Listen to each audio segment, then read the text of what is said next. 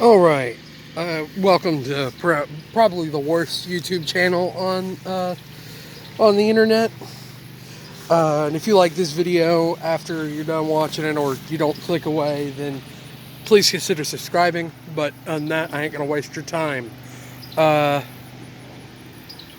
so this is what I believe is a 1978 Pontiac Trans Am, Firebird Trans Am. Oh, my nose stopped up.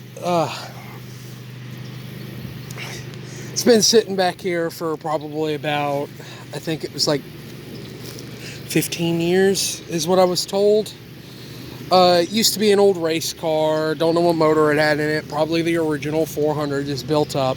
Because these cars originally had, you could get them with they were basically the upper trim, more powerful variants of that right there, that Camaro. They're cooler cars in my opinion.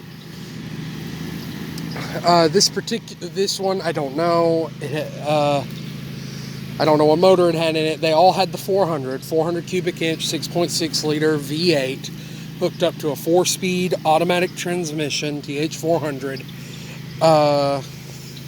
And the lower trims made about 180 horsepower, but 345 foot-pounds of torque. 325 foot-pounds of torque. And the upper ones made 220 horsepower, 345 foot-pounds of torque. Very torquey cars, but not very fast cars. 0 to 60 time was about 8.6 seconds, and 0 to 100 mile an hour was about 20 seconds. So they weren't particularly fast cars. This car weighs about it's got some weight reduction on it because of all the rust, but if it's in perfectly good shape, I think it's like 2,800 pounds.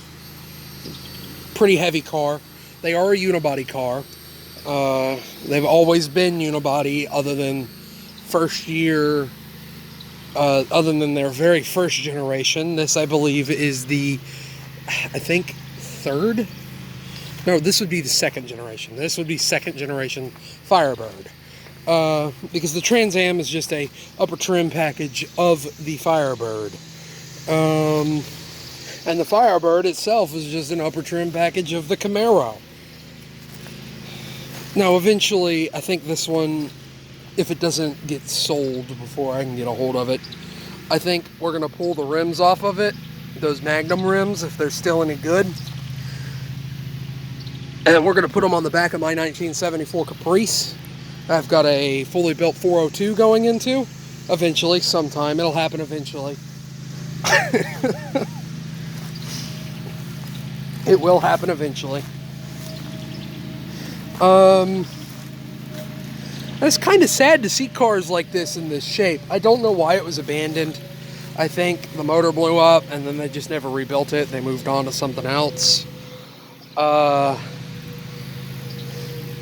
I think that's what happened. And it ended up just getting parked. Because it was a full-on race car. Here, I'll show you a little bit of the interior. Ain't no real point in opening it. The door's messed up. And the floor pans for the window being missing for nearly 2 decades is pretty good. I'm sure they're pretty thin by now. Because like I said, rust is... It's a very lightweight material. It's better than carbon fiber.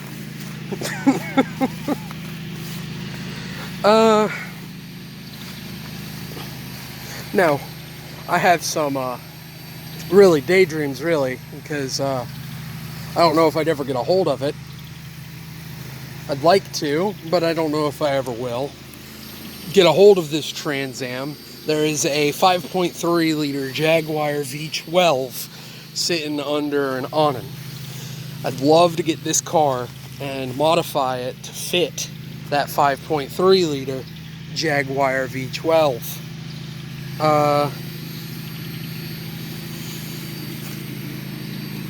That would be really cool in my opinion. If I had the money to do it, I would turbocharge it too. but we'd rip all the electronics under it because it sat under the shed for 10 years. So I'm sure the motor needs to be rebuilt. The electronics are probably trash. They were trash anyway, because supposedly they're Lucas electronics on that V12, and that's what makes the motor garbage. So I'd rip that off, and there was this one YouTuber called Grindhard Plumbing Co., I believe it was. They did one for off-road rally. They removed all of the electronics and made a custom fuel intake for a carburation setup. I'd do something like that, but I'd probably do twin Hollies. It might drop the horsepower a little bit, but whatever. That motor it's hooked up to a Chevy transmission, so I wouldn't even have to make any special adapter plates or anything. The Jaguar 5.3 liter V12, which came out of a XJS V12C that's sitting up here under a tree. And the C was a convertible. It was like some sort of ragtop convertible. It's pretty rare. It ain't worth nothing now. The thing's completely ate up with rust. Frame might not even be good no more underneath it. It's pretty well trashed. But the motor might still be savable because it's an all aluminum V12 twin cam overhead valve engine, overhead cam engine.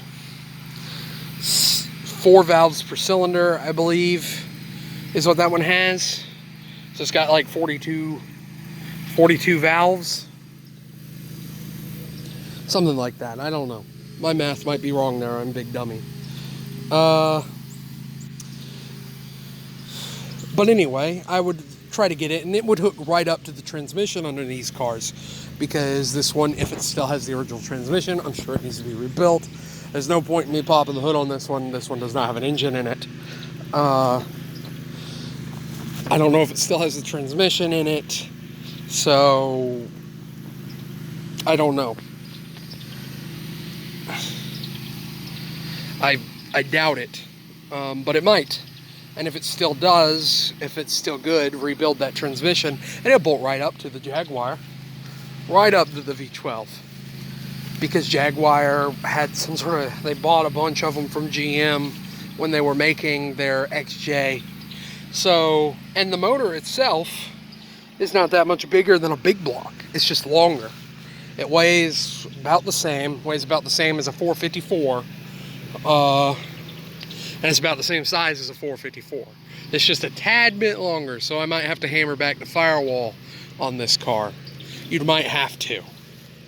Again, this is all daydreaming. This is not my car yet. Don't know if I'll ever get a hold of it, though. That's the thing. If not, I doubt the V12 would be going anywhere, so I'd find something else to put it in eventually one day if I could ever had the money, which I might. I don't know. Who knows? Maybe. And I was thinking turbo, maybe a turbo. Pull turbos off of like a make a custom intake for it. Pull the turbos off like a Honda kit or something like that. And then after it had a turbo 5.3 in it, you could go around telling everybody, oh, it's just a turbo 5.3.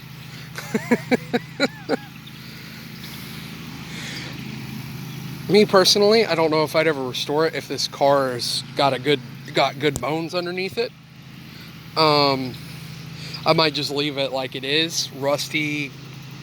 I mean, fix the things that obviously have to be fixed, but just be a rusty junkyard swapped V12 Pontiac. It sounds ridiculous, but it's...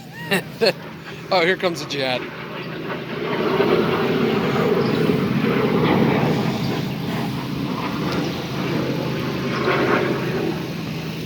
It sounds ridiculous, and it'd be a fairly stock engine, so I don't think it'd ever worry about breaking anything. But